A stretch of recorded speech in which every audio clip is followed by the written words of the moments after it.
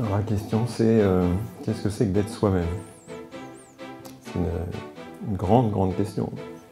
Et à un moment donné, je fais un parallèle avec, vous avez sûrement tous entendu parler de Louis, d'avoir l'oreille absolue. L'oreille absolue, c'est la personne qui, dès qu'elle entend un son, le stylo qui tombe, pour elle c'est une note. Donc, je crois qu'il y a une personne sur 1000 qui a cette faculté-là. Si on est dans un environnement où on parle beaucoup de langues, où on fait beaucoup de musique, ça va se cultiver et sinon on peut la perdre. L'enfant, quand il arrive au monde, il a cette oreille absolue, c'est-à-dire qu'il entend tout. Moi, ce que j'amène, c'est cette idée qu'on est des êtres humains, tous, enfin, c'est bien le cas, hein. Et nous sommes des êtres de langage. Les émotions, on ne peut pas y échapper, on n'est pas aux commandes. Et si vous essayez d'arrêter de penser, ça va être compliqué. Les moines tibétains, après des années de pratique, en méditant, ils arrivent à faire le silence quelques secondes. Donc on est tout le temps en train de penser. Et parmi les pensées qu'on a, il y en a qui sont installées depuis très longtemps et qu'on se répète depuis très longtemps. Alors, il y a les pensées sur nous, il y a les pensées sur le monde, comment est la vie, et on s'est figé là-dedans. Une image que j'aime bien, c'est quand on regarde le Grand Canyon. Vous avez une vision du Grand Canyon, donc c'est ces grands creux qui font des centaines de mètres. Vous avez une idée de ce qui a créé ce paysage? C'est l'eau. Imaginez l'eau qui passe jour après jour, instant après instant, et au bout d'un certain temps long, ça a créé ce paysage. Quand on vient là, on ne le devine pas, hein.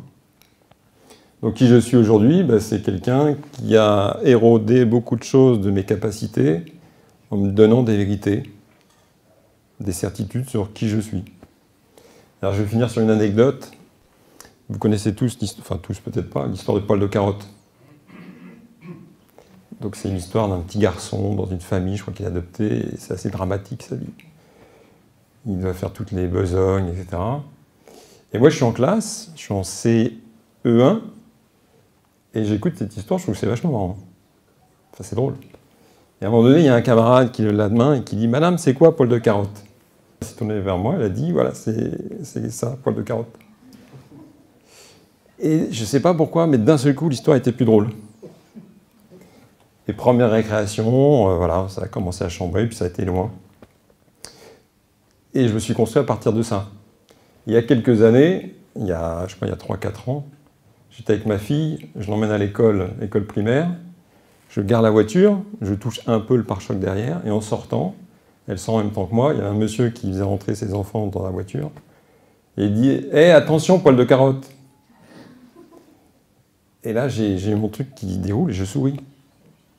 Et j'ai ma fille qui me dit « Hé papa, les carottes, ça n'a pas de poils !»